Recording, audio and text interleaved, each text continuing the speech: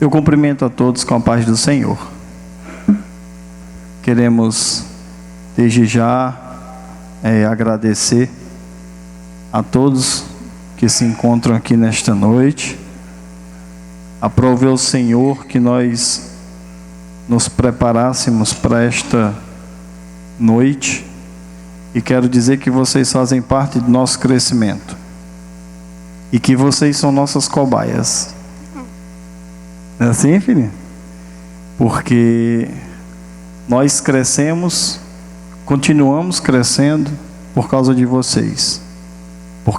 Porque a necessidade de vocês faz com que a gente cada vez mais busque se capacitar para que a gente esteja diante de vocês, ministrando segundo a vontade de Deus. E nós queremos desmistificar o que eu digo que é a segunda maior escolha na nossa vida, que é sobre o relacionamento, namoro, noivado e casamento. E qual é a primeira maior escolha que um ser humano pode fazer? Alguém pode me dizer? Isso mesmo. A primeira maior escolha que um ser humano pode fazer é de aceitar Jesus, porque nos traz consequências eternas, ou para a salvação ou para a condenação. Mas a segunda maior escolha que você pode fazer, que eu já fiz, foi escolher a pessoa para me casar. Porque esta nossa escolha, ela nos traz condenação por uma vida toda. Não é assim? Até que a morte os separe. Glória a Deus. E vocês hoje foram escolhidos para fazerem parte de um experimento nosso. É a primeira vez que eu e a Lidinha fazemos isso, tá? E nós vamos, depois, no final de tudo, presentear alguém com este presente. Mas é assim. Não? Ah, então. Eu ia dizer para quem... Não? Para que eles falam logo pensando, minha filha. Ah, não, né? Mas todos sabem que este é um presente e que nós vamos presentear alguém. Amém? Quantos gostariam de ganhar esse presente aqui? A Ian que é apressada. Tá certo. Ora, porque se alguém pergunta assim, quem veio aqui para receber uma bênção? Aí fica todo mundo assim, ó. Será que eu vou? Será que eu quero? Ora, homem, eu quero, amém. Traz a minha bênção. Não é assim? Mas nós vamos aqui começar. Deixa eu falar aqui uma coisa importantíssima, tá? Nós extraímos todo este conhecimento. Não todo este conhecimento, mas toda a nossa fonte de pesquisa para esta noite está em 3 livros, tá? O primeiro deles, eu quero dizer, claro, que é a Bíblia Sagrada e o principal de todos eles. Tudo que nós falarmos aqui nesta noite está embasado aqui nesta palavra maravilhosa que nós recebemos da parte de Deus. O segundo deles está num livro que não me lembro o nome dele, do autor, mas tem esse tema aí, namoro ou compromisso, tá? O tema da nossa palestra hoje não é namoro ou compromisso, mas é a segunda maior escolha da sua vida. Amém? Qual é o tema desta palestra? Segunda maior escolha da sua vida. É o tema desta palestra. Ele tem namoro ou compromisso aí? Ali foi assim, ó. Os meninos disseram assim, vou botar numa figurinha. Amém, coloca. E ficou bonito, certo? Mas foi de última hora. Mas o tema desta palestra é esse. E nós tiramos também do livro Casamento Blindado, que é da filha e genro do Edir Macedo. Algumas referências nós vamos falar aqui desses 3 livros que nós extraímos todo o conteúdo que aqui está. Nós vamos começar, Lidinha. Pode ir na paz do Senhor, povo. Na paz do Senhor, povo. Quem trouxe Bíblia? Gênesis 24. Não precisa ficar de pé não, tá? Gênesis 24 diz: Abraão já era velho, de idade bem avançada, e o Senhor em tudo o abençoara. Disse ele ao servo mais velho de sua casa, que era o responsável por tudo quanto tinha: ponha a mão debaixo da minha coxa e jure pelo Senhor, o Deus dos céus e o Deus da terra, que não buscará a mulher para o meu filho entre as filhas dos cananeus, no meio dos quais estou vivendo, mas irá à minha terra e buscará entre os meus parentes uma mulher para meu filho Isaque. Amém. Glória a Deus. Feche seus olhos nesse instante e nós vamos fazer mais uma oração, pedir ao Senhor para nos desprender de todo e qualquer pensamento, turbulência que nós tivemos esse dia.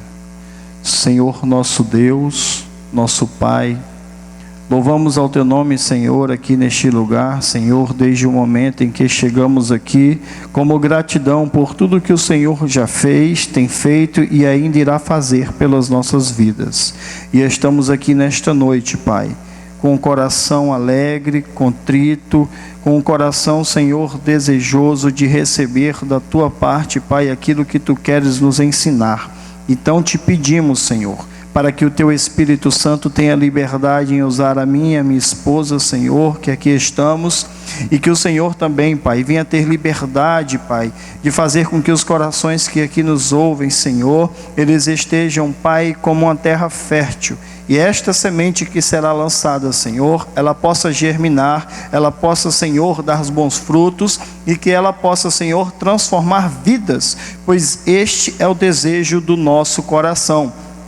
Contudo, o Senhor sabe o que é melhor e faz do jeito que o Senhor quer e quando quer, pois se nós estivermos aqui, Senhor, debaixo da Tua mão potente, sendo guiado e instruído pelo Teu Espírito Santo, estamos cientes de que coisas grandes acontecerão aqui nesta noite. É em nome de Jesus que nós te oramos e te pedimos todas estas bênçãos. Amém e graças a Deus.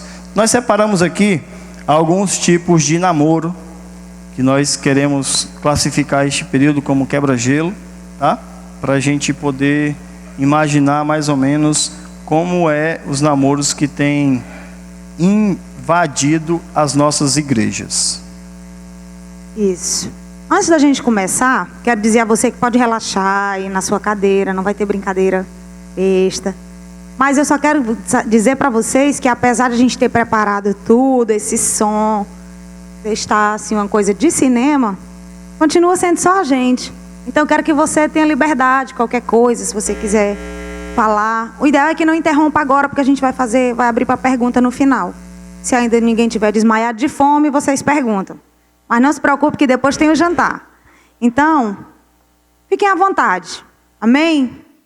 Ainda somos nós, na nossa simplicidade. Então, não vem nada de extraordinário.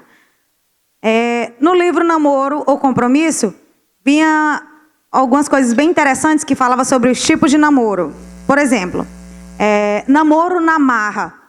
Aqui os dois sabem que não dá certo, brigam todo dia, o dia todo, não sentem paz no coração, mas continuam levando o namoro na marra. Glória a Deus. Namoro virtual é aquele que se inicia pela internet, conhece a pessoa pelo meio virtual. Mas antes que se encontrem, já existem declarações amorosas. É aquele cujos sentimentos se expressam melhor por mensagem do que se estivessem juntos.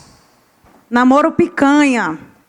É aquele namoro cujos propósitos são somente a satisfação dos seus desejos carnais. Misericórdia. Namoro 171. Neste tipo, o homem promete os céus e a terra para poder conseguir algo da moça, seja um beijo ou um ato sexual, esquecendo-se que os céus e a terra pertencem ao Senhor. Namoro relâmpago. É aquele casal que ninguém imaginava ver juntos, mas da noite para o dia aparecem de mão dadas e no maior amor do mundo. Namoro cego. É aquele cujos protagonistas são a moça bonita e o rapaz horrivelmente feio. Ela é carente e cheia de amor. Ele carente da carne e cheia de lábia. Namoro mascarado. É aquele que vive de aparências. O casal só é crente quando está na igreja. Namoro suicida. É aquele que só tem ameaças do tipo, se você me deixar eu me mato. Namoro chorão. É aquele que tudo consegue chorando para emocionar e persuadir o companheiro com a finalidade de cumprir as suas vontades. Namoro Jezabel.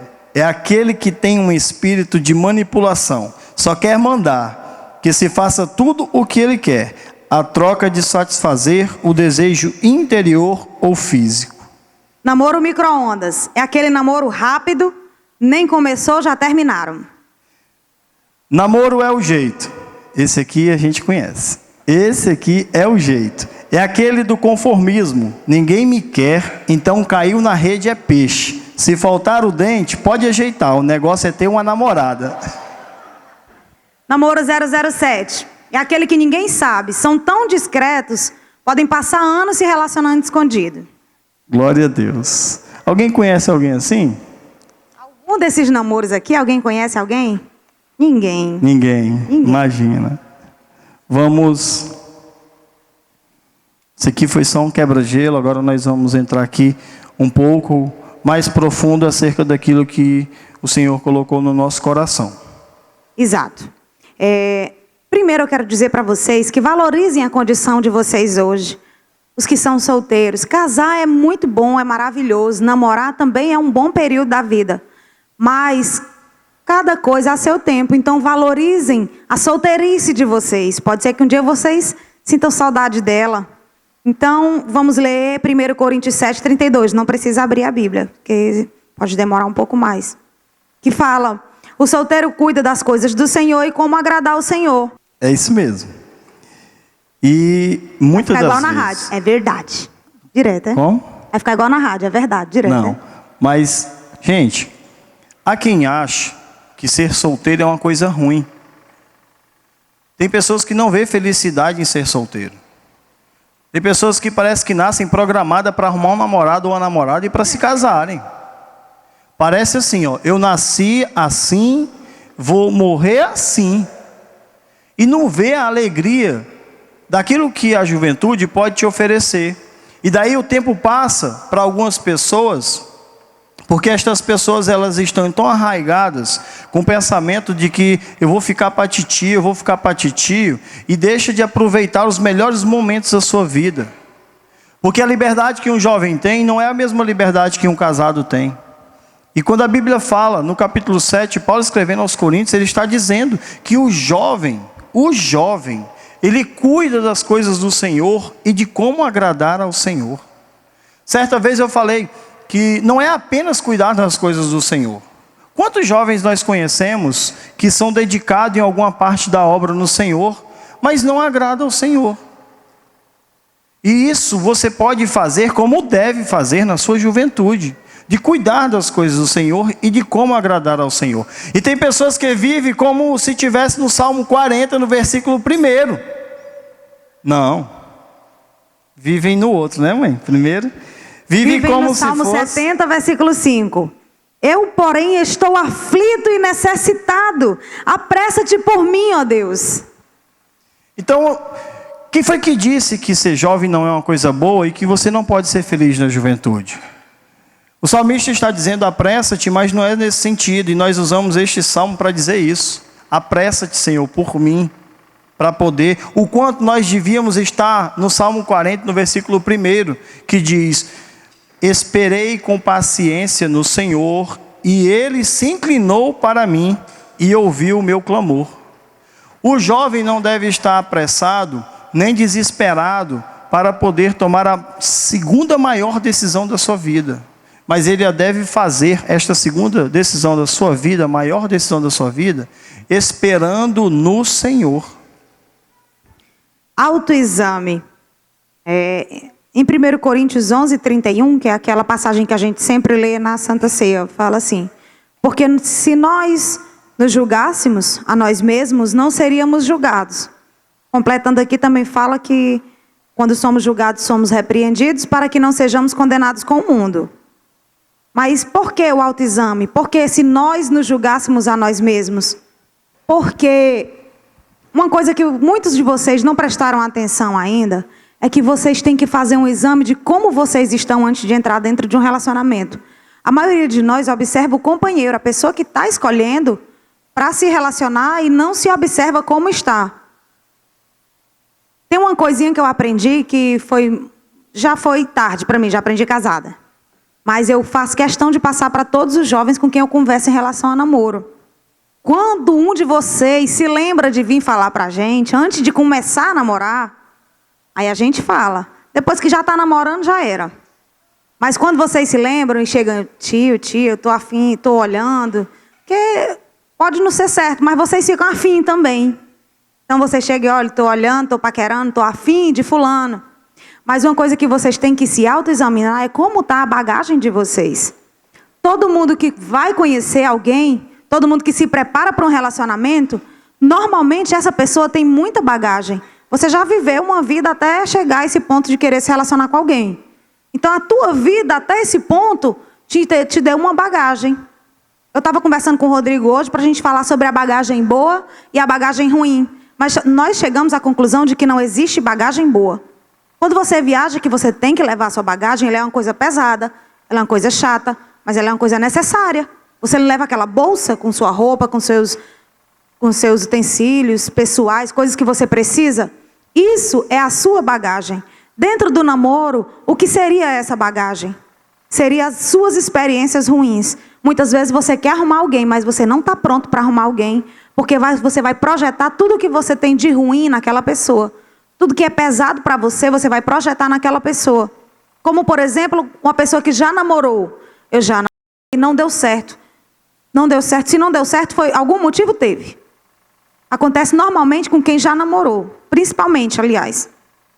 Aí você fala, não deu certo com fulano, vou ficar para titio? Não, vai arrumar alguém, tá certo. Só que quando você vai procurar a segunda pessoa que você vai namorar, dificilmente você não projeta as coisas ruins do seu primeiro relacionamento no segundo. Por exemplo, se você teve um namorado muito ciumento, e você ficou ciumenta, porque quando o cara é ciumento, pensa numa menina que fica chata e ciumenta, é a mulher. Aí ele tem ciúme de mim, é lindo na primeira semana. Depois é triste. Aí o que a gente faz? Devolve na mesma moeda, porque é lindo demais. O que estava fazendo ali, hein? Quem era aquela menina? Não pode. Mas já que é assim, é um relacionamento que já não está dando certo, já está começando a se desgastar, e na hora que não der certo, que você começar um outro relacionamento, o cara é diferente às vezes, a menina é diferente às vezes, mas quando ele conversa com qualquer outra pessoa, você já vai lá cutucar como se fosse o outro namorado. O que você estava olhando ali, hein? Que não sei o que, não sei o que. Isso é a bagagem. Essa bagagem pode vir de outros relacionamentos, pode vir da sua vida até ali, coisas que você acumulou pela falta de relacionamento, e pode ser, inclusive, a bagagem que você traz de dentro de casa, do seu relacionamento com seus pais. Por exemplo, existem pessoas que carregam uma bagagem, e essa bagagem, ela não é consequência da sua vida, ela é consequência da vida alheia.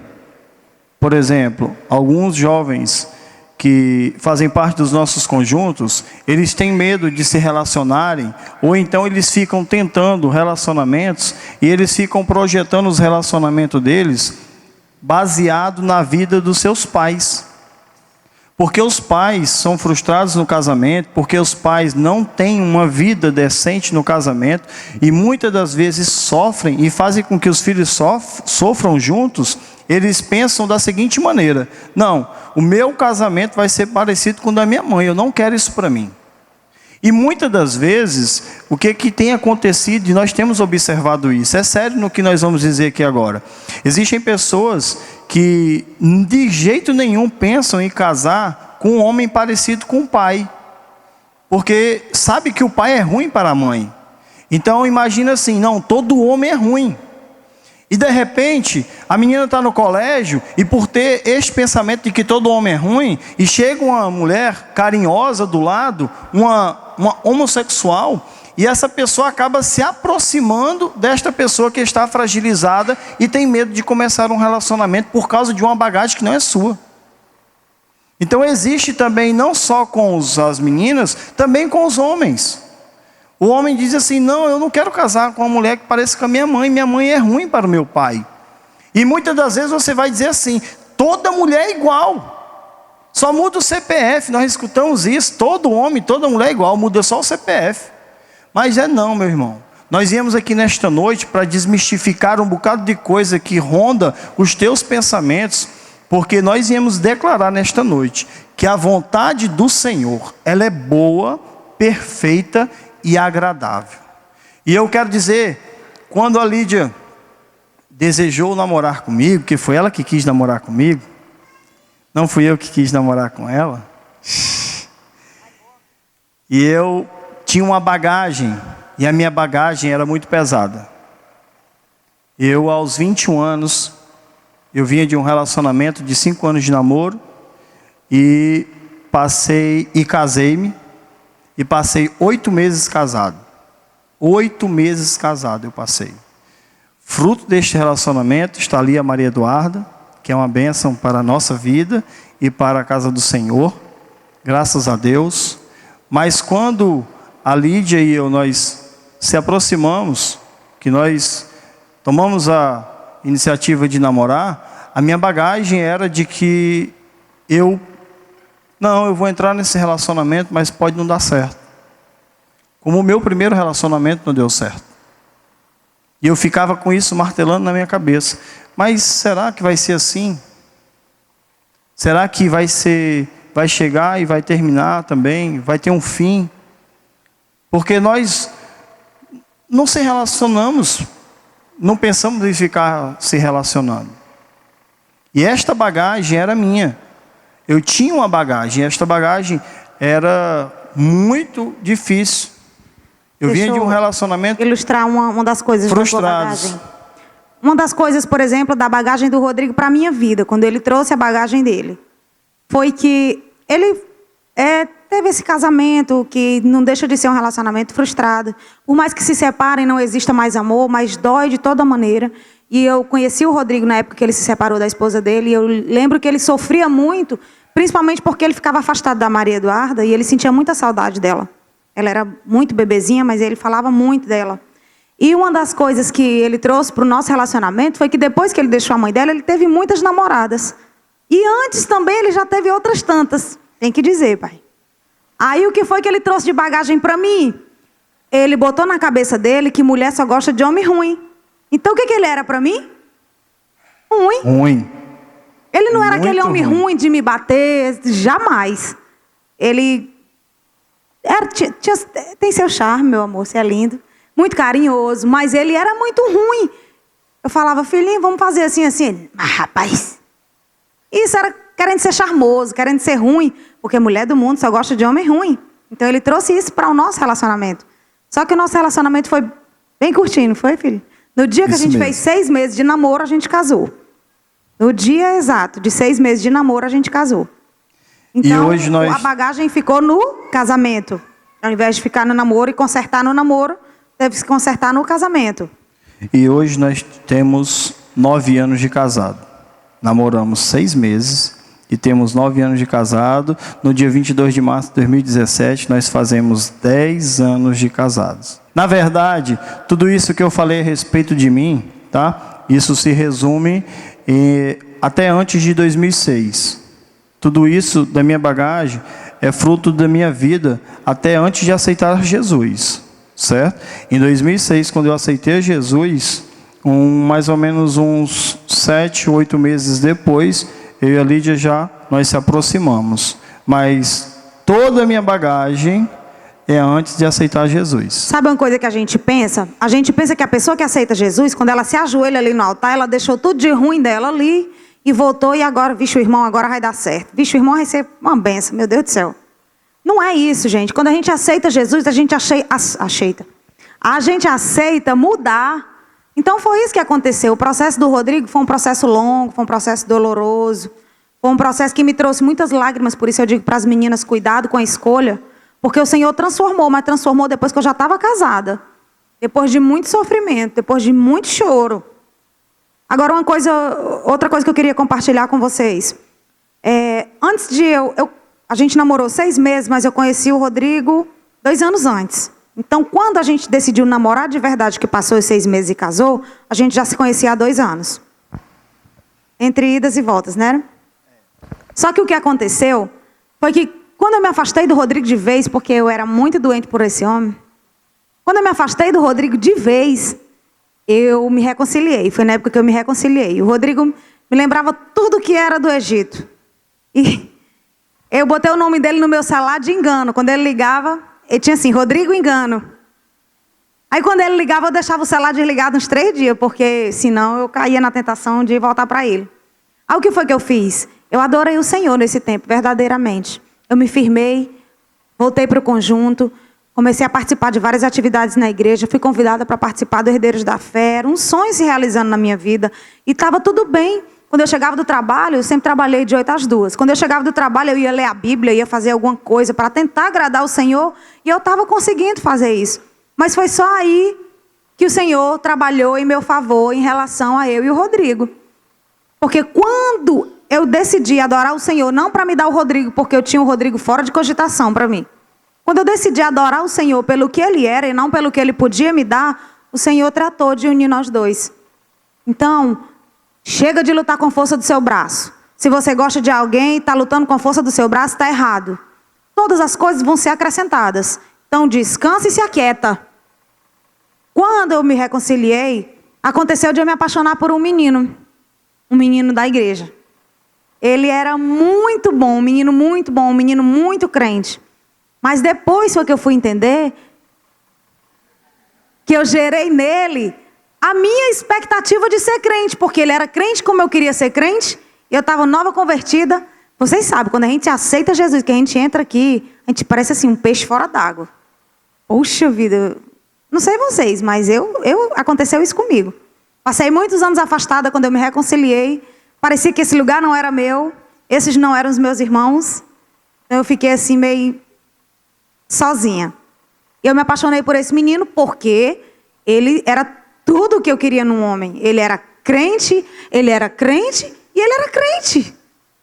E ele transmitia muita paz, ele era um menino realmente cristão, um autêntico. Então, por isso que eu gostei dele. Depois foi que eu fui entender que, na realidade, eu não gostava dele, eu gostava da maneira como ele era. E isso gerou uma expectativa, gerou uma coisa dentro de mim que eu confundi com o sentimento de gostar, quando, na realidade, eu não gostava, eu só tinha uma necessidade.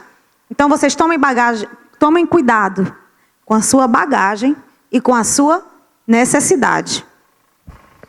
Glória a Deus. Nós vamos entrar aqui agora. É verdade. Até 10 horas dá tempo. Não.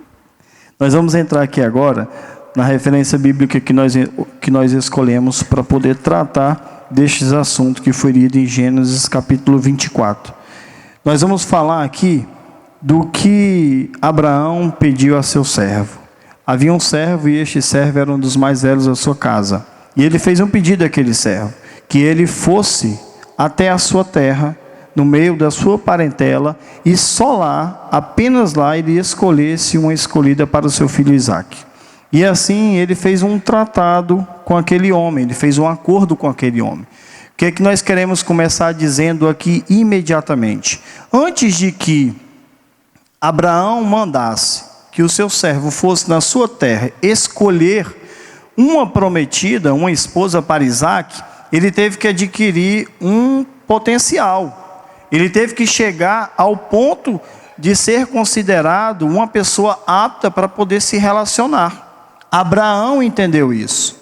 Porque veja como isto aqui está desde a criação. Quando Deus criou todas as coisas, Ele fez o homem. E em todas as coisas que Deus criou, Deus viu que eram boas as coisas que Ele tinha feito. Apenas quando Ele fez o homem, e o homem estava só, Ele disse assim, não é bom que o homem esteja só. Deus sabia, Deus compreendia, mas até Adão teve o jugo da sua mocidade. Deus não desconsiderou isso, porque ele fazia parte da criação. E vocês, na condição que vocês têm hoje, este é o jugo da mocidade de vocês. Este é o tempo da qual vocês devem estar buscando ao Senhor. Chegará um período da qual vocês vão ter o potencial, vão ter a condição para começar um relacionamento. Que período é esse? Nós descobrimos a idade para uma pessoa poder pensar em namorar, noivar e casamento. Está na Bíblia? Está na Bíblia. Está na Bíblia. Não tem a idade como numeral, mas tem ali a indicação de quando a pessoa deve pensar a ter a ideia de tomar esta decisão. Tá ouvindo, né, Gabi, mas Maria Eduarda? O segredo, essa respostinha desse segredo está em Mateus 19:5, que fala: portanto, deixará o homem, pai e mãe, e se unirá à sua mulher, e serão os dois uma só carne. Deu para entender a idade? Não ficou claro. Vamos deixará dizer. o homem, pai e mãe, e unir-se-á uma mulher. Isso. Quando, querido, você for homem, quando você for um homem, você pode fazer isso. Isso não está relacionado a você ter 17 ou 30 anos. Porque tem gente com 30 que não é homem. E tem gente com 17 que está caminhando. Ou às vezes que é mais homem do que quem tem 30. Mas ainda não é o potencial e nem o momento correto. E quando ele deixar pai e mãe, porque também não adianta ser homem e querer arrumar uma pessoa para ficar com pai e mãe do lado. Não. Quando ele tiver a condição de ser homem e deixar pai e mãe, ele vai procurar uma. A Bíblia não fala sobre menina, sobre moça. Nem criança. Ele fala sobre uma mulher. Quando você for um homem, que você tiver condição de deixar pai e mãe, então tá liberado para procurar uma mulher. Gente, uma mulher. Quando ele diz assim, deixará, tá? Quando ele diz deixará, é que você vai se apartar mesmo. Não tem esse negócio de você dizer assim, eu vou casar, mas vou morar com papai e com mamãe. Não. Quando você se decidir ter um relacionamento, se projete para você deixar, se apartar do seu pai e da sua mãe. E unir-se-á a um homem e uma mulher. Quando é que o homem, nós compreendemos que o homem ele tem essa condição? O homem ele tem essa condição no Brasil mais ou menos, aproximadamente aos 18 anos. É quando ele tem condição de ir atrás de um emprego, ganhar um salário mínimo, que é de subsistência, só para sobreviver, e assim ele pode ter a condição de sustentar uma mulher. Tu imagine os filhos de vocês, agora pensem nos filhos de vocês.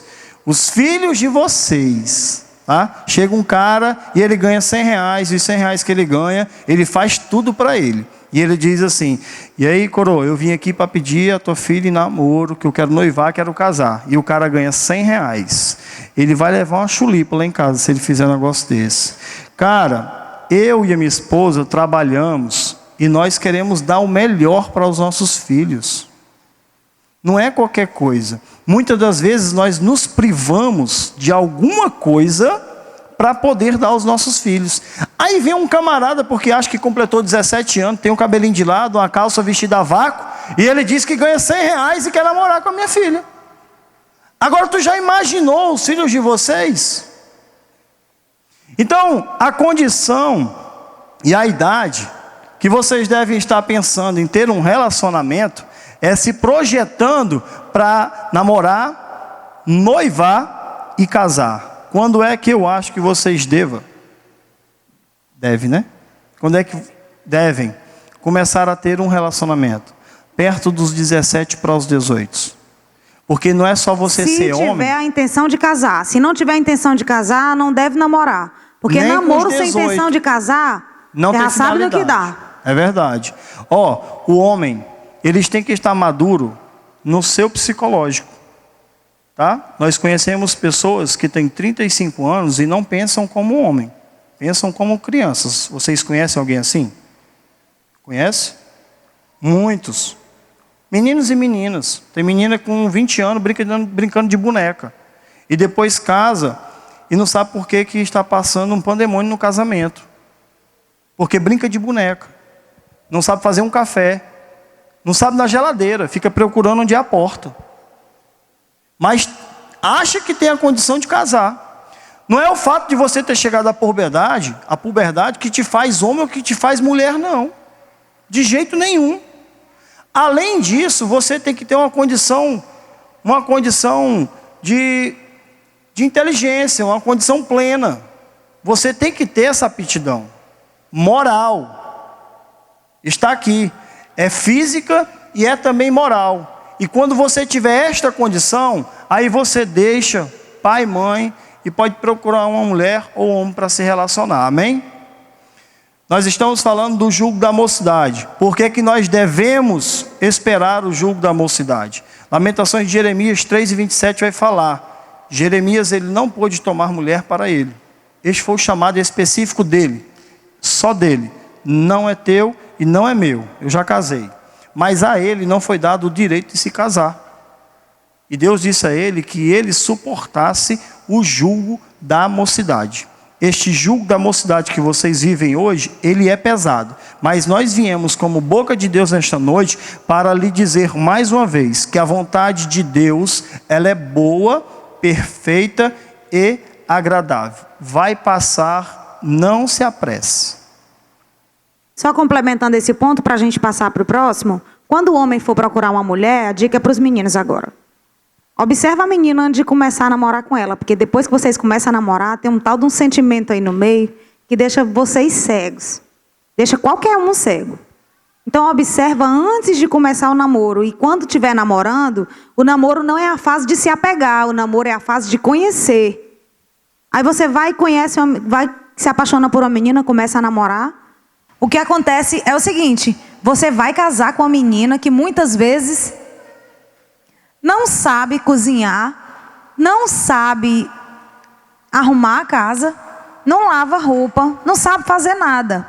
Meninas, vocês não têm que se preparar para ser empregada de ninguém, não. Vocês têm que estudar. Por isso que é bom que você case já formada.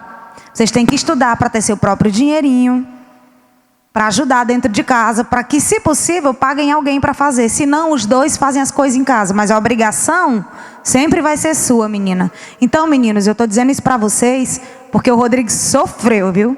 A comida dele era ruim quando a gente casou. Mas a gente comia a comida dele porque a minha era intragável. Quando eu fazia o bife, para cortar podia bater. Assim, ó, na ponta que dava certo, de quebrar ele e comer um pedacinho. Porque eu não sabia cozinhar. Mas eu casei, porque eu estava agoniada para casar. Vocês imaginam, né? Por quê? Eu estava agoniada para casar. Não vem me dizer que você não sabe, porque você muitas vezes se agonia por causa disso. Mas eu não sabia cozinhar.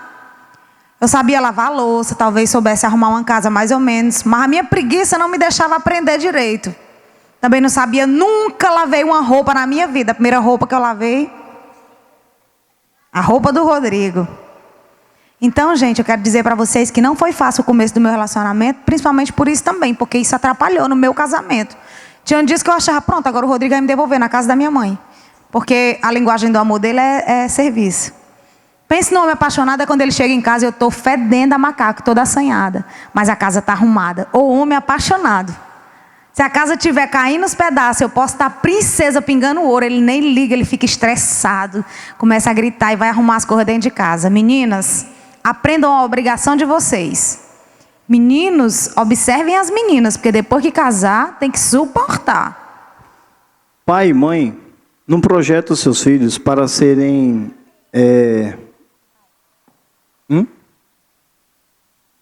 nós não queremos projetar nossos filhos para serem domésticos. Nós não queremos. Não é isso que nós sonhamos para os nossos filhos. Mas nós precisamos educar os nossos filhos a entender os seus papéis dentro de casa. Qual é o papel da menina dentro do lar? Qual é o papel do homem dentro do lar? E muitas das vezes, por a pessoa não entender qual é o seu papel dentro do lar, começa um relacionamento e este relacionamento se torna um noivado, e do noivado passa a ser um casamento. E no primeiro ano de casamento, que deveria ser o ápice do melhor momento da sua vida como casado, se tornou no pior momento da sua vida.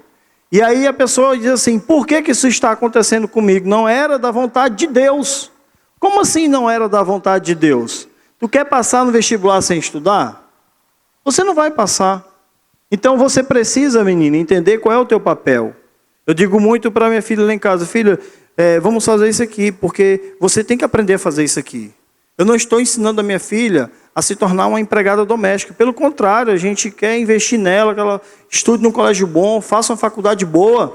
Mas ela precisa entender que o papel dela no lar é esse. E o papel do homem é esse. Existem coisas que estão implantadas em vocês que não estão no homem. E existem coisas que estão implantadas em nós que não estão em vocês. Do tipo a Lídia dorme à noite tranquila e satisfeita se uma conta estiver atrasada. Por que ela faz isso? Porque não está implantado dentro dela que ela tem a necessidade de ser a provedora do lar. Quem é o provedor do lar? É o homem. E ela dorme lá tranquilamente à noite. Eu não culpo ela, porque não está nela. Mas eu não consigo dormir com a conta atrasada. Porque está em mim ser o provedor do lar, ser o guarda do lar, ser o protetor do lar, ser o provedor do lar. E quando a conta atrasa, aí eu fico, Jesus, quero dormir e não consigo dormir pensando na conta. Por que eu não consigo dormir? Porque é meu papel ser o provedor do lar. Qual é o papel da Lídia? Descansar enquanto a conta está atrasada. Entendeu? É porque é assim. Nós precisamos entender os nossos papéis. Se nós entendermos os nossos papéis, aqui haverão jovens e adolescentes com casamentos que esta cidade ainda não pôde ver. Porque na maioria das vezes nós temos experiências de pessoas que se casaram e são frustradas no casamento. Meu pior ano da minha vida foi o meu primeiro ano de casamento. Se vocês me disserem aí, se vocês conhecem 10 pessoas que dizem que o casamento deles começou uma bênção, eu vou dizer assim, glória a Deus por isso. Porque é difícil uma pessoa dizer. Porque a falta de conhecer os papéis tem feito com que os casamentos se iniciem com grande dificuldade. Nós iremos aqui agora, é importante estes 3 pontos, esses 3 aspectos que nós iremos aqui apresentar. Nós vamos falar da escolha. Exato. Já que não tem jeito, que você quer escolher alguém que não quer ficar só, então vamos aprender a fazer a escolha. A escolha você tem que observar 3 coisas: corpo, alma e espírito. Vamos começar pelo corpo. O corpo é o corpo. Você vai olhar o corpo, você observa o corpo. Dificilmente você vai olhar à primeira vista e ver uma menina toda assanhada e cheia de remela e vai gostar. Então você é atraído pelo que você vê. Normalmente nós somos. A primeira olhada que a gente dá, a gente encontra alguma coisa interessante que nos faz querer investir e conhecer mais aquela pessoa. Aí... É assim ou não é? Levante a mão quem concorda aqui, pelo amor de Deus. Alguém não concorda? Que é atraído pelo que vê? Vou dizer a vocês. Quando Eva estava no jardim, a Bíblia vai dizer que ela observou uma fruta. E esta fruta era o quê? Agradável aos olhos. Tá? Talvez você esteja pensando assim, tio Rodrigo, tia Lídia, não sabe nem o que estão falando, os coitados. Porque eu até me arrumo, eu até me visto bem, eu até faço a sobrancelha, eu até sou higiênico, eu até me produzo. Mas a pessoa não vem. Por que é que não vem?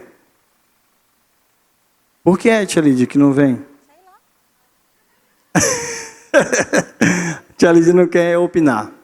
Mas a pessoa não vem se você faz tudo isso por 2 razões. Ou quando você abre a boca, te denuncia o que tu és, ou então não é a vontade de Deus. Como assim, tio? Existem pessoas que estão no rol dos jovens que têm uma boa aparência. É agradável às meninas e os meninos também, né? Mas quando chegam para conversar, que se conhece, aí lasca tudo. Meninos, mulher, é atraído pelo que ouve. E o homem é atraído pelo que vê. Ó, você menina, vou falar das meninas. Não, mas deixa eu dizer uma coisa aqui, abrir um parêntese. Alguém aqui conhece uma novela que passa de tardezinha chamada Malhação? Ninguém conhece, né? Graças a Deus. Ai, povo santo. Mas eu assisti um dia desse a Malhação. Tem um cara que eu tenho certeza que ele tem tatuagem até nas unhas. Ele vive aparecendo na Malhação sem blusa. Quer dizer, se ele vive eu não sei, porque eu não assisto.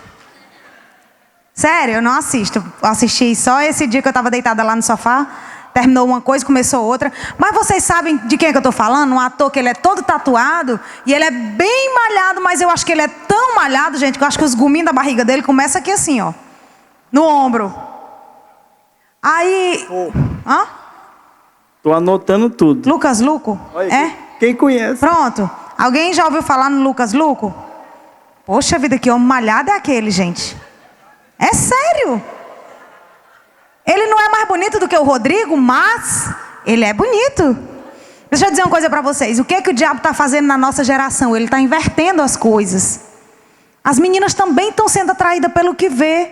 Tem muita mulher que vê um homem daquele ali, porque, misericórdia, ele usa um calção tão baixo, tão baixo, tão baixo, dá para ver as entradas assim da virilha. Gente, você está mentindo se você disser que não vê isso, porque isso passa na malhação. 5 horas da tarde devia ser proibido, mas passa. E as meninas estão sendo atraídas pelo que vê também, porque as coisas estão sendo invertidas. Além de os meninos também serem atraídos pelo que ouve, claro que se a menina for muito bonita e não falar coisa com coisa, não dura muita coisa não, é só aquela vezadinha ali e acabou. Mas nós temos que vigiar nesses dois lados, principalmente as meninas. Deixa eu ler aqui para vocês, Mateus 6:23. Diz assim: se porém os teus olhos forem maus, todo o teu corpo será mau. Aí deixa eu dizer como é que é mais ou menos, que eu formulei aqui na minha cabeça para ilustrar para vocês. A menina vem para a igreja de uma maneira tão indecente, algumas vezes indecente, algumas vezes sensual, não sei explicar. Quando ela não vem com a saia curta, ela vem com decote. Quando ela não está decotada, está justa demais.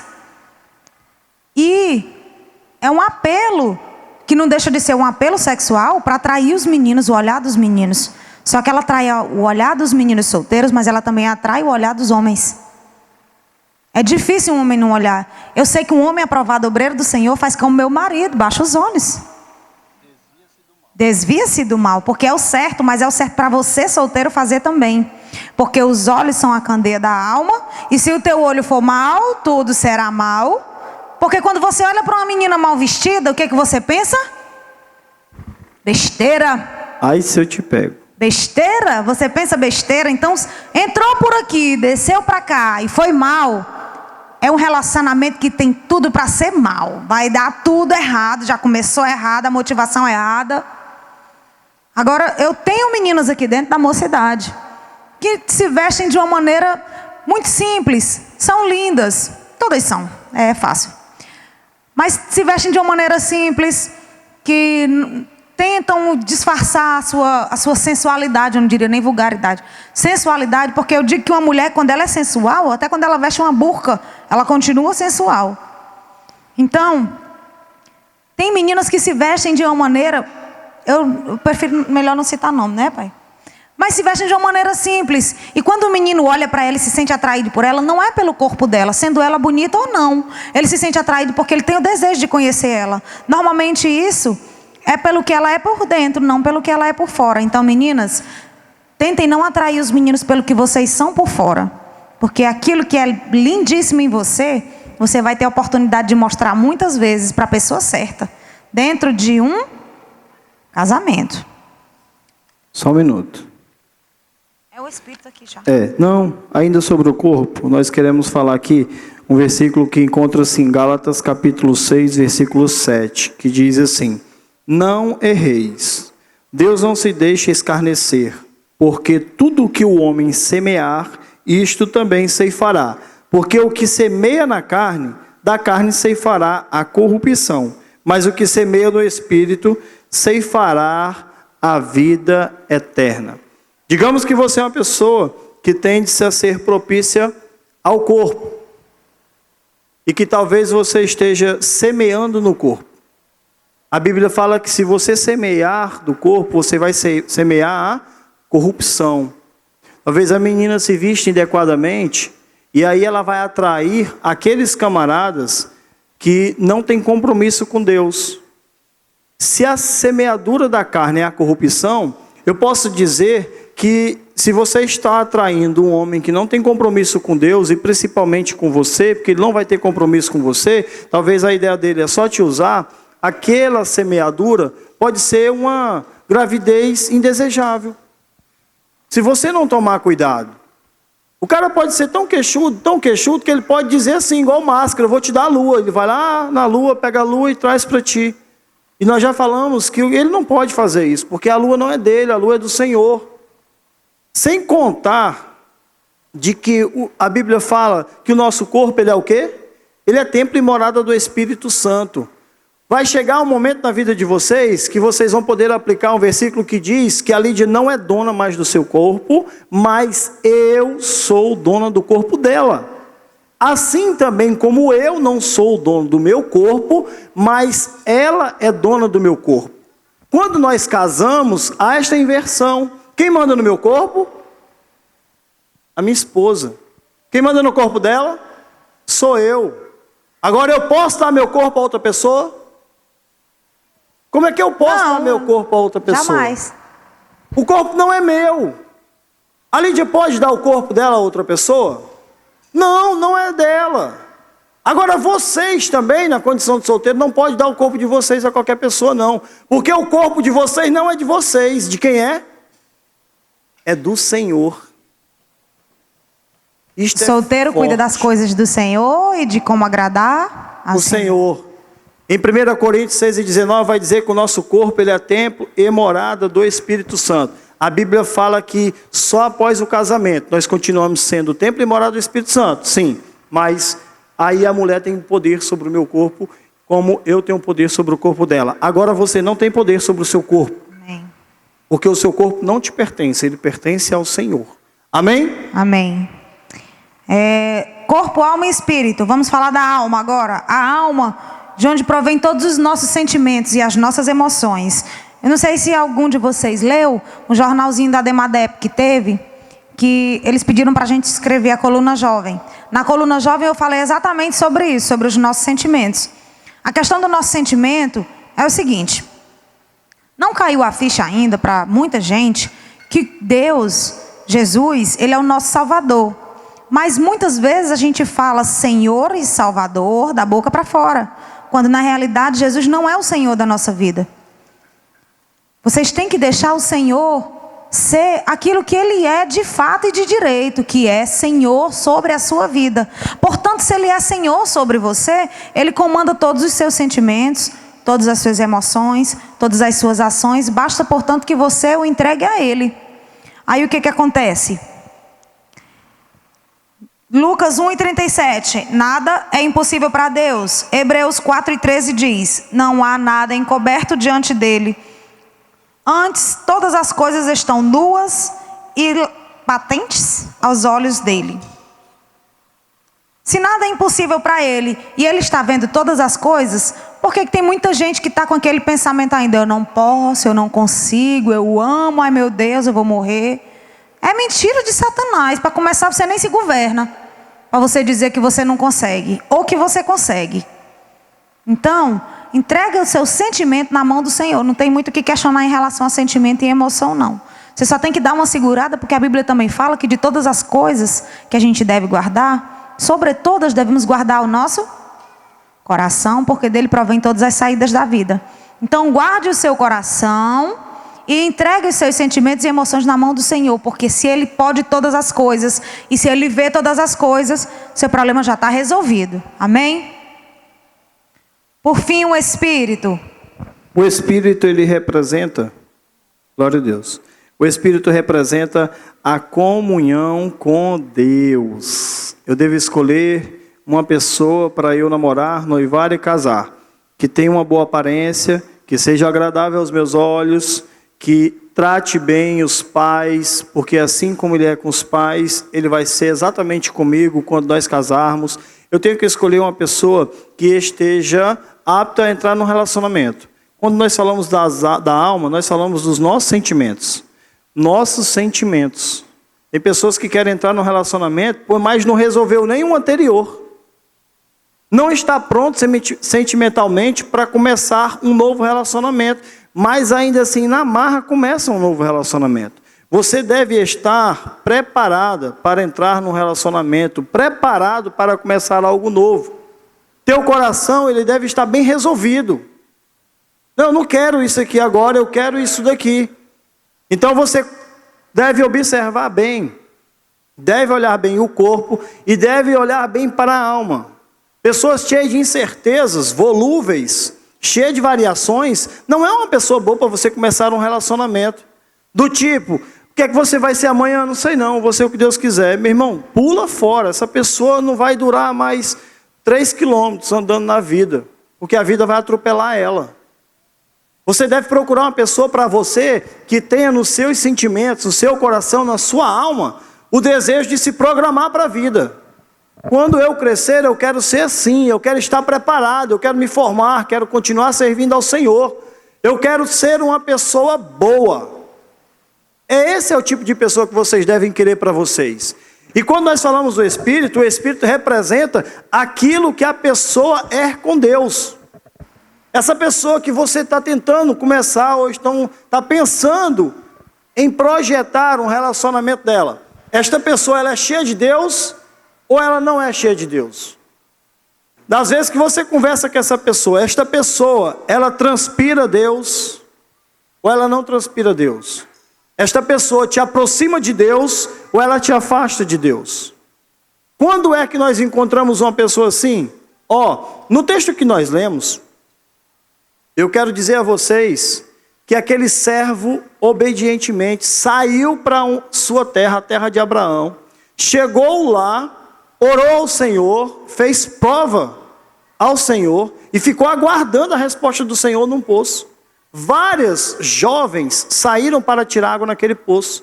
E o que foi que ele disse para Deus? Ele disse que aquela que me der de beber, e der de beber também aos meus camelos, certamente esta será a mulher, filha do meu servo, do meu senhor, que era Abraão. E exatamente foi assim que Rebeca fez.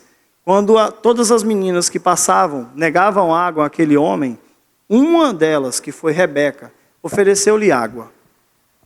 Diz que ela estava trabalhando, olha que coisa boa, uma jovem dedicada. E quando aquele servo entendeu de Deus que ela estava lhe oferecendo água, ele disse assim: esta daqui é a mulher do meu senhor, de Isaac, detentor das posses de Abraão. É quem vai herdar toda a sua herança. E o que é que ele faz? Ele se aproxima dela e pergunta se tem repouso na casa de seu pai. E ele pergunta quem era o pai dela e quem era a mãe dela. Eu vou dizer para você uma coisa aqui, já. Porque é que nós não aceitamos, gente. Tira da tua cabeça que você pode namorar uma pessoa descrente. Namoro não é evangelismo, eu aprendi com vocês isso. As más conversações corrompem os bons. Você vai ser influenciado pelas trevas em vez de influenciar as trevas num relacionamento. Porque a carne, nossa carne, ela é corrompida. Você não vai resistir por muito tempo. O que foi que Abraão pediu a ele? Não traga uma mulher da terra onde eu estou, de jeito nenhum. Não pode ser dos cananeus. Por causa desses casamentos, a abominação do culto em Israel, o casamento misto, de judeu com de outras nações, o Senhor abominou o culto. Porque outras nações estavam se casando com os homens e os homens iam cultuar a Deus, e as práticas pagãs daquele povo influenciou no culto em Israel. Então, cumpre-se aquilo que está escrito, que as más conversações corrompem os bons costumes. E o interessante é que a Bíblia vai dizer que quando ela decide voluntariamente, exatamente sair com aquele homem desconhecido para uma terra onde estava o seu prometido, vai dizer que eles estavam indo numa caravana. E quando se aproximando da região onde morava Abraão e Isaac, Isaac vinha saindo ao campo. Quem sabe o que Isaac ia fazer? Ninguém sabe o que Isaac ia fazer naquela tarde? Isaac saiu para orar naquela tarde. E ele encontrou quem? Rebeca vinda ao caminho. Menina, quer conhecer um jovem bom, aprovado, bonito, que seja o teu? Olha se esse jovem anda na oração, olha se esse jovem anda em consagração, olha se ele está envolvido em alguma obra na casa do Senhor. Que são as características de quem tem comunhão com Deus, né? Tu listou algumas aqui, deixa eu te ajudar. A pessoa, normalmente, quem tem as características de quem tem comunhão com Deus. Ela tem paz de espírito, tem alegria, ela sempre está presente, ela participa de orações, gosta de orar, participa das consagrações e sempre está na igreja. São algumas características. Não quer dizer muita coisa a questão da igreja, por conta de que na igreja está muita gente, né? Bons e maus. É verdade. Mas aquele que permanece assíduos na obra do Senhor, eles têm comunhão com Deus. Eu duvido. Uma vez eu vi o pastor Gessé Góes na rádio, ele dizendo assim, olha, se houver uma lei no Brasil que seja aprovada para que eu tenha que fazer casamentos homossexuais na igreja, eu farei. E eu fiquei abismado com essa afirmação dele. Mas aí ele completou. Mas antes de eu realizar o casamento, ele vai ter que passar por um discipulado na igreja sobre noivado. E aí eu vim entender por que foi esta decisão. Porque as trevas, ela não resiste na luz. Na medida que eles fossem discipulados pela luz, eles iam, de uma vez por todas, se apartar das práticas pecaminosas. O que eu quero dizer com isso? Eu duvido muito de que uma pessoa que tenha compromisso na obra do Senhor, com a igreja e com o Senhor, esteja facilmente enganando a todos. Porque uma mentira não permanece por muito tempo. Como assim, tio Rodrigo? É bem assim. Vamos dizer que esse pedestal seja uma pessoa, certo? Eu não vou dar o exemplo aqui de ninguém. E este pedestal, ele seja uma bênção, mas eu vejo ele cultuando ao Senhor, adorando, e ele chora, e ele faz isso, e ele faz aquilo outro, e tudo mais, e terra, água, fogo, e daqui a pouquinho é o Capitão Planeta, sabe? Mas de repente essa pessoa, você projeta nesta pessoa tudo que ela parece ser de bom. E ela é muito boa porque ela faz isso. Mas esta pessoa de repente sumiu. Não apareceu mais. Não permaneceu. Não continua assíduo. Porque na verdade essa pessoa, ela estava tão envolvida, mas era pelo calor, pela emoção. Ela não estava totalmente convertida. O que eu quero dizer para vocês? Quero dizer para vocês que dificilmente uma pessoa, ela vai conseguir ser assídua na igreja sem estar totalmente convertida. Então, analise bem o futuro das escolhas de vocês. Façam as escolhas de vocês com corpo, com alma e com espírito. E nós queremos dizer aqui algumas coisas das quais você não deve fazer no namoro. Só para deixar você mais feliz, a gente já vai concluir agora. Para terminar, o que nós não devemos fazer no namoro. Primeiro, muito importante, não namore, em hipótese alguma, sem a permissão dos seus pais. Às vezes a gente acha que nossos pais não estão por fora, não sabe de nada. Mas o que acontece é que a gente tem uma visão limitada, principalmente por estarmos apaixonados. E os nossos pais vêm adiante. Então, ou você convence o seu pai e a sua mãe de que a pessoa que você escolheu é uma pessoa boa, ou não enfrenta o relacionamento. Não enfrente, porque sem a bênção do pai e da sua mãe, você pode estar fadado a ter um relacionamento fracassado.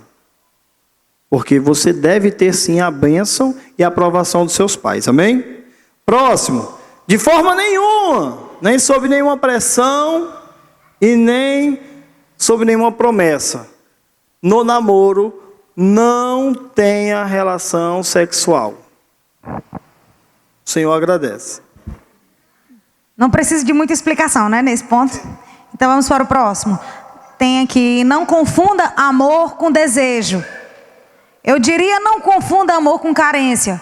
Por exemplo, uma pessoa que mal começou a namorar já postou no Facebook, te amo. Daqui um ano ela está namorando outra pessoa e no Facebook está lá, te amo. Não é que você não possa postar no Facebook que ama, você pode. Mas veja se de fato você ama, para que daqui a um ano você não esteja amando outra pessoa. E fica aquela coisa feia, você cascaviar a linha do tempo da pessoa, já amou uns 3 só esse ano. Então não confunda não confunda amor com a sua carência, com o que lhe falta. Amém? Só para você ter uma dica. Diga que você ama essa pessoa depois que você namorar com ela pelo menos um ano.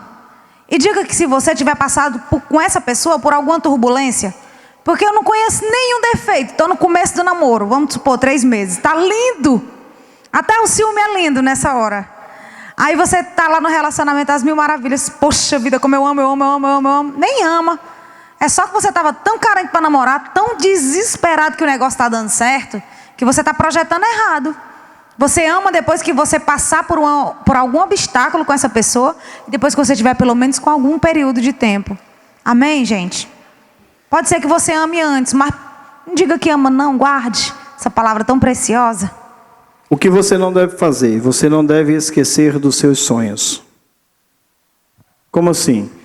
Eu projetei a minha vida, você jovem, projeta a sua vida, faz e cria expectativas a respeito dos seus sonhos, e de repente você começa um relacionamento e você quer abandonar todos os seus sonhos para viver os sonhos do outro. Então, ame-se primeiro, tenha respeito por si próprio e continue sonhando, porque os teus sonhos não vai ser os sonhos dele, nem os deles vai ser o seu. Os seus sonhos vão ser mútuos, vão ser iguais. Vocês vão poder sonhar juntos. Quando a pessoa certa estiver do seu lado, o seu sonho vai fazer parte do sonho dela, e o sonho dela vai fazer parte do meu sonho. Então se respeite. Não esqueça dos seus sonhos. E outro. Não se isole. Alguém que conhece alguém que começou a namorar e deixou todos os amigos? Ninguém conhece ninguém assim. Cadê fulano? Não sei.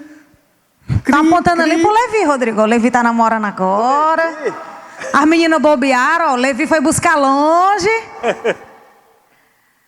Então, gente, quando você arrumar um relacionamento é bênção. Não tem por que você se isolar numa redoma com aquela pessoa. Você continua com suas amizades.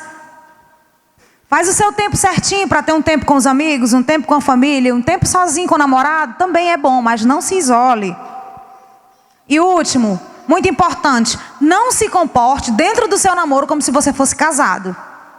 Você está massacrando o seu relacionamento antes mesmo de começar. Porque tem gente que namora que parece que é casado. Não se comporta como uma pessoa que namora.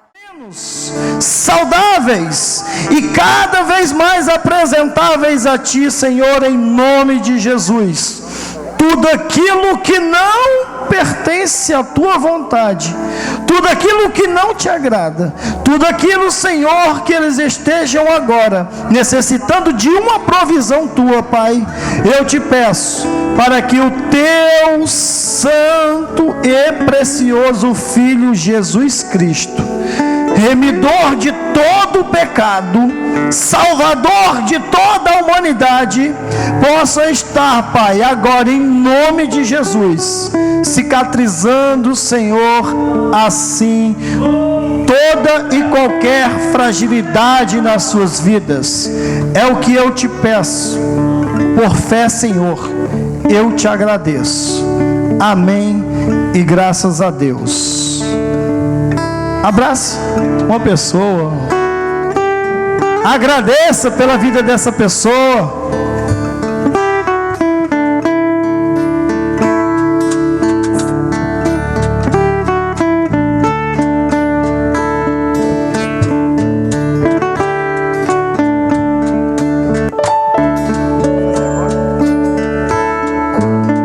Oi. Vamos nos preparar para o jantar. Mas antes eu queria que vocês escolhessem um dos casais, porque esse presente é para eles.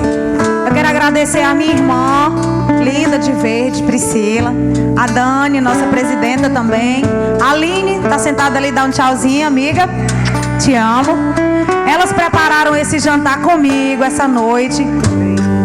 Tudo que a gente vai fazer, a minha família me ajuda, nos ajuda. Então Deus abençoe a vida de vocês. Então eu quero que vocês escolham um casal para receber o presente. Vamos lá, nós vamos fazer assim, ó. Quem quer que o Rogério e a Priscila ganhem, levanta a mão. Ninguém.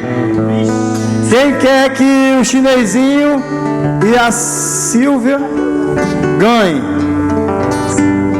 1, 2, 3. Quem quer que o Josimar e a Aline ganhem o presente? 3. Quem quer que o Marcelo e a Dani ganhem esse presente? 1, 2, 3, 4, 5, 6, 7, 8, 9. Quem quer que o Rodrigo e a tia Lídia ganhem este presente? Não ganha não. Marcelinho ganhou. Marcelinho ganhou. Marcelinho, representando a sua digníssima, receba aí por vocês. Agora. Deixa eu abrir o presente. Abra. Tá filmando?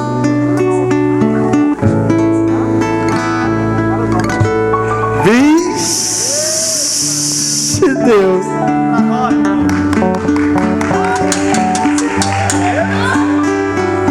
Peraí, agora o Marcelinho vai compartilhar o que foi que ele ganhou por ser casado. Mostre, homem. Ah, mostre o presente que você ganhou. Vocês entenderam ou não? Gente, sexo não é brincadeira. Olha, Marcelinho ganhou porque ele está casado. Nós que estamos casados, nós ganhamos. Ô glória! Céu! Olha, é divertido, é engraçado, mas é sério. Quando é que você ganha este presente? Quando você está casado. É um presente de Deus para a tua vida, da qual você ainda não recebeu ainda. Nós já recebemos este presente, porém vocês não. Guardem, porque vocês em algum momento receberão este presente. Amém? Glória a Deus. Vamos louvar. Se é para aplaudir, aplauda com força. Glória a Deus. Aleluia. Marcelo.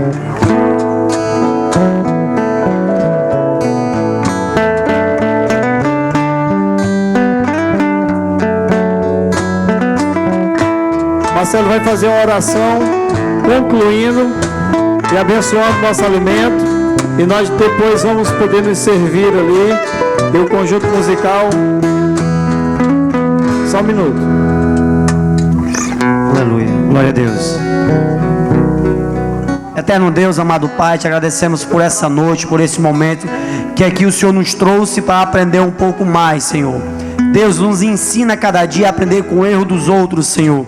Que não venhamos a cometer os mesmos erros que aqui deixamos no mar do esquecimento, digamos assim, Paizinho. Deus, abençoa também o alimento que iremos já ingerir, Senhor. Abençoa a mão daqueles que fizeram.